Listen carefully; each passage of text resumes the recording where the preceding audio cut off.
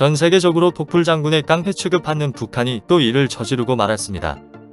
모두가 잠에 빠져있던 새벽 5시에 일본에서는 실시간 기사 랭킹 1위로 북한 ICBM에 올라오며 세계인들을 경악에 빠지게 만들었는데요. 북한이 공개한 미사일 발사 영상에 김정은의 모습도 공개하였습니다. 북한과 밀접한 우리나라와 중국, 일본은 긴장을 곤두세웠지만 해외인들은 이 공개 장면이 좀 특이해서 이건 뭐지? 라는 반응입니다. 왜 그런지 앞으로 살펴보겠습니다. 각 나라들의 반응이 다른 게 흥미롭습니다. 영상 끝까지 시청 바랍니다. 북한이 김정은 국무위원장의 지도 아래 신형 대륙 간탄도 미사일 화성-17형 시험 발사를 성공했다 밝혔습니다. 화성-17형은 북한이 조선노동당 창당 75주년 열병식에서 다른 신형 전략무기들과 함께 공개한 ICBM으로 다탄두 ICBM일 것으로 추정되는데요. 이전에 있던 화성-15형보다 더욱 대형화되었습니다. 북한이 화성-17형을 발사한 건 이번이 처음이 아닙니다. 1차 시험 발사는 2022년 2월 27일 평양시 순안국제공항 일대에서 정찰위성 시험 발사였다고 꼼수를 부렸었죠. 2차 시험 발사는 2022년 3월 5일 같은 장소인 순안국제공항 일대에서 또 정찰위성 시험 발사였다고 개구라를 쳤습니다. 3차 시험 발사는 2022년 3월 15일 순안국제공항 일대에서 미사일 발사를 위한 것으로 추정되는 콘크리트 구조물이 설치된 것이 들킵니다. 이에 따라 한미 정보당국의 식은땀을 흘리게 만들죠. 또한 군용기 추적 사이트 등에 따르면 미국은 정찰기까지 한반도 상공으로 출동시켰는데요. 이 정찰기는 최첨단 전자광학 장비로 원거리에서 탄도미사일의 궤적을 추적할 수 있습니다. 이 탄도미사일에 특화된 정찰기는 수도권과 서해 상공 등을 비행하며 북한 순안국제공항 일대를 정찰한 것으로 알려졌습니다. 하지만 이때 발사한 탄도미사일이 상승 단계에서 공중 폭발한 것 때문에 실패한 것으로 잠정적으로 결론 내렸는데요. 이번 4차 시험 발사는 김정은이 직접 발사 장면을 영상 공개까지 하며 성공했다는 자축까지 했기 때문에 더욱 문제가 된 것입니다. 게다가 미사일 발사대에서 기립해 발사된 미사일로는 단순히 북한 역사상 최대가 아니라 전 세계적으로 최대급이라고 알려졌습니다. 화성-17형은 최대 정점 고도 6248.5km까지 상승해 수평거리 1090km 거리를 67분간 비행, 목표한 위치를 정확하게 노린다고 밝혔는데요. 이에 따라 15,000km급 사거리를 확보한 것인데 이는 미국 동부는 물론 남부까지 포함하는 본토 전역을 사정권에 두는 것이라 분석했습니다. 미국과의 장기적 대결을 준비하겠다는 북한. 우리 군에서는 북한이 조작한 것이다 라고 조작 의혹설을 제기하고 있지만 글쎄요. 상황은 지켜봐야 할 것 같습니다. 각국의 해외 반응 같이 보시죠. 중국 반응입니다. 한국과 일본은 떨었다. 북한은 과연 어떻게 제재할까? 그들은 북한을 제재할 수 있다. 아, 과연 어떻게 할까? 북한은 제재될 수 있습니까? 제재할 게 뭡니까? 또 제재가 시작된다. 끝이 없다. 미국 본토를 사정거리 정도는 가능하다. 브라질도 아니고 왜 미국을 자극하지? 장군은 위풍당당했다. 강호를 통일하다. 바보겠지. 북한아, 너 맨발로 신발 없이 다니는 것을 두려워하지 않냐? 제재 당하면 어쩌려고. 이렇게 중국에서는 미국의 제재에 대해 가장 우려를 많이 했는데요. 확실히 미국의 제재에 두들겨 맞은 중국답네요.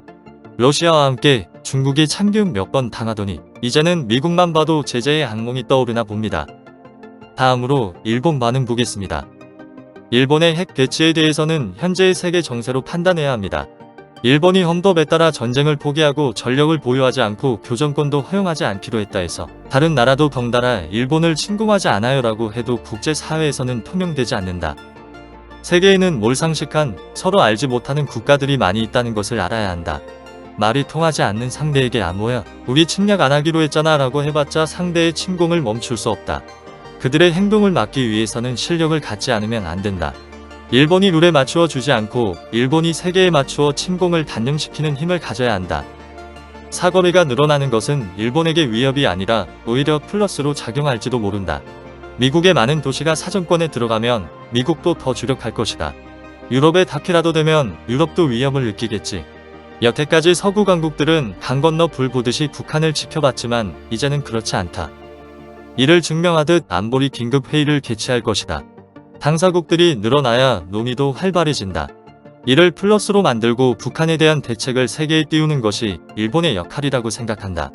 러시아 이상으로 위험한 국가라고 세계에 전하고 세계가 북한에 주목해달라고 부탁하고 싶다. 이번 우크라이나 전쟁에서 핵 위협도 중요성도 커진 것은 틀림없을 것이다. 현 시점에서 북한의 핵에 대한 의식은 미국으로부터 자국을 지키겠다는 요소가 크겠지만 앞으로는 경제 제재에 대해서 사사건건 핵 공갈을 시작할 가능성이 충분하다 생각한다. 일본은 러시아, 중국, 북한이라는 독재 국가고 핵 보유국에 둘러싸여 있으며 과거 역사를 돌아봐도 이들은 일본에 대해 증오심만 있을 뿐 우방국을 생각하지 않는다. 중국, 러시아, 북한은 일본에 있어서 위험한 존재다. 그 때문에 군사 강화가 시급하다. 군사 로봇이나 군사 위성 등 우주에서 공격할 수 있는 군사력과 헌법 개정이 필요한 시기라 생각한다. 지금의 상황을 국민에게 잘 설명하고 납득받아서 법 정비와 군사 강화를 부탁합니다. 우크라이나 전쟁에서 잘 깨달았다 생각합니다. 시급히 국회에서 논의를 바랍니다. 우리 몸은 일단 우리가 지키고 미국에게 도움받는 것은 나중이라고 생각한다. 설마 우리가 살아가는 동안에 전쟁이 일어날지도? 죽고 싶지는 않지만 어설프게 시달리며 사는 것보다는 한순간의 손상 없이 가고 싶다. 이렇게 생각될 정도로 전쟁이 현실성을 띠고 있구나. 어쨌든 일본도 진지하게 국방을 생각해야 할 것 같다. 이렇게 일본에서는 평화헌법으로 군대를 가지지 못하는 현실 속에서 자국의 군대에 대한 헌법 개정과 국방력 강화 논의를 가장 시급하게 생각했습니다. 우크라이나 사태를 보면서 느낀 게 많은가 봅니다. 다음은 해외 서구권 국가의 반응 보겠습니다. 아니, 이 공개 장면 무슨 패러디냐? 이것은 나와 내 친구들이 학교 프로젝트를 위한 개그 비디오로 만든 것 같다. 90년대 발리우드 영화처럼 보인다. 인도 아저씨가 노래를 부를 것 같다. 그가 안경을 벗기 전까지 나는 이것이 패러디라고 생각했다. 나는 김정은으로부터 스티븐 시걸의 강한 분위기를 느낀다. 이건 고등학교 숙제 비디오 같아. 영상을 보는데 김정은이 선글라스를 끼고 강남스타일 춤추는 것을 자꾸 상상하게 된다. 인도 드라마 영화 관행이 다른 나라에서 사용되고 있는 것을 보니 기쁘구나. 잠깐, 이거 농담하냐? 틱톡 ICBM 스타일. 미사일의 예산을 다 써버려서 좋은 비디오 제작진을 구할 여유가 없어졌나 보지. 크크. 이것은 수백 개의 에피소드를 포함하는 싸구려 대만 드라마 TV쇼처럼 보인다. 이 사람이 너희 나라의 지도자고 신이라고 생각해봐. 하하. 이 편집은 코미디의 천재다. 이렇게 서구권은 미사일로 인한 자국의 안보 위협보다는 북한의 허접한 영상미에 더 관심이 많았는데요. 아직 북한이 얼마나 위험한 국가인지 잘 모르는 것 같습니다. 한국 입장에서는 북한이 얼마나 위험한지에 대해 서구권 국가들도 더 잘 알았으면 하는데 말입니다. 그래야 한국도 핵 보유국이 될 수 있는 길이 열릴 것 같은데 말이죠. 한국은 지금 세계 국방력 6위와 엄청난 무기 수출로 국방에 있어서 함부로 하지 못하는 나라인데요. 아직 핵은 보유하지 못해 안타까운 현실입니다. 한국이 핵 보유국으로서 다른 나라가 까불지 못하는 강력한 국방력을 가질 날을 염원하며 이번 영상 마칩니다. 끝으로 외국인이 왜 이런 반응을 보였는지 북한이 인터뷰에서 미공개했던 영상 공개합니다.